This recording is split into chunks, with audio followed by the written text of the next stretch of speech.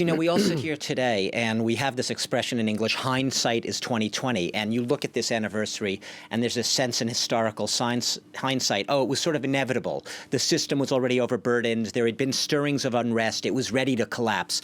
But I remember I was a student in the first half of 1989 in the Soviet Union. And what was amazing at the time, first of all, I had no idea that this was coming. And in that first half of 1989, before sort of the summer revolutions, really starting in June, that string of countries having a lot of uprisings and unrest and all that, it wasn't clear.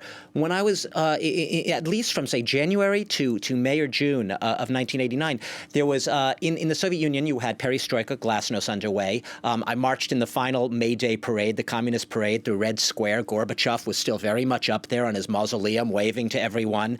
There wasn't a sense of imminent collapse. Maybe there was a sense of change. And what's interesting about this is that they were having a real springtime in Moscow, literal springtime. In opening, they were having new elections to something called the Congress of People's Deputies. It was a newfangled type of parliament, and there was a young politician, an upstart politician, who was very much Gorbachev's nemesis. His name was Boris Yeltsin. He was running as a candidate for the Russian Congress of People's Deputies at the time. There was a real sense of ferment. There was a real sense of change. And I remember when I left Moscow in May 1989, I didn't go straight back to the United States. I went to the Czech Republic, back then Czechoslovakia. And I was there on January 4th. That was one of my first days there.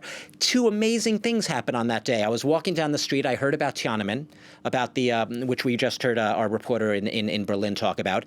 But also on June 4th, there were elections in Poland. And this was one of the big triggers. There were elections on June 4th in Poland, the first sort of semi-free elections in which the Solidarity Party won every single seat in the parliament. And I think something like 98, 99% of the seats in the Senate. Unheard of. And later, Poland would elect the first non-communist leader. So it was a real sense of ferment, but like I said, no inevitability. It wasn't until months later, 5 months after I left the Czech Republic, got back to the U.S., where I was still at university, seeing the events then from afar, I was struck by, I can't believe this is happening. And I